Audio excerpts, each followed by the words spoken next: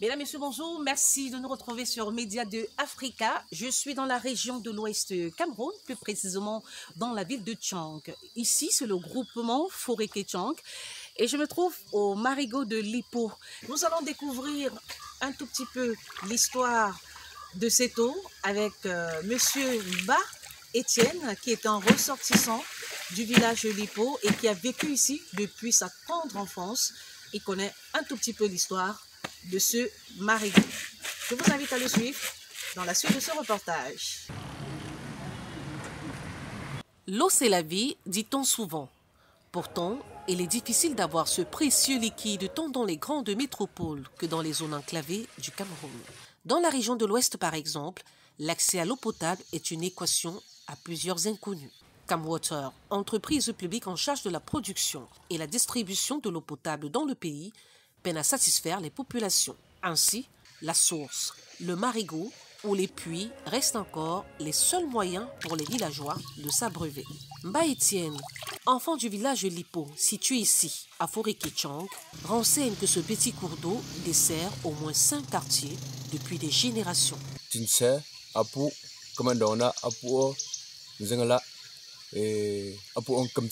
Malgré qu'elles proviennent des champs et soient jonchées de morceaux de branches mortes, les populations semblent apprécier ce liquide qui n'est ni propre ni potable.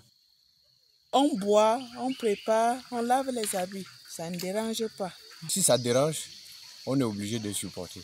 Selon notre guide, dans les années 80, une pompe avait été installée ici pour mieux traiter cette eau consommée par les villageois. Un bien qui n'a pas profité longtemps aux populations à cause du vandalisme de certains délinquants. Il y avait une pompe installée par Skanwete. Une pompe de forage. Oui. Quand la société est partie, ça a fonctionné au moins 2 ans. Les bandits sont venus enlever.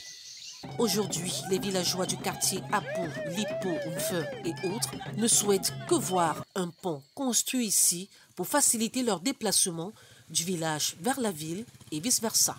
Un cri d'alarme est lancé à l'endroit du maire de la ville.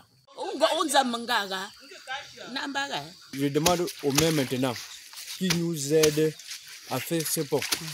Ça va nous aider à traverser avec les voitures. Parce que les grands camions, les petites voitures ne peuvent pas traverser ce cours d'eau.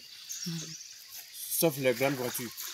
Rappelons que durant les saisons pluvieuses, l'eau des torrents se déverse dans ces cours d'eau. Un risque pour les villageois qui peuvent être exposés à des maladies hydriques telles que le choléra, la diarrhée, la dysenterie, l'hépatite A, la fièvre typhoïde, la poliomyélite, pour ne citer que ça.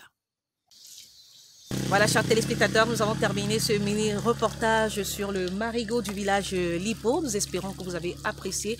On va se retrouver sans doute dans une autre découverte, dans un autre village, pourquoi pas, si plaît à Dieu. Merci d'avoir suivi Marie-Laure Kilfak pour Média 2 Africa.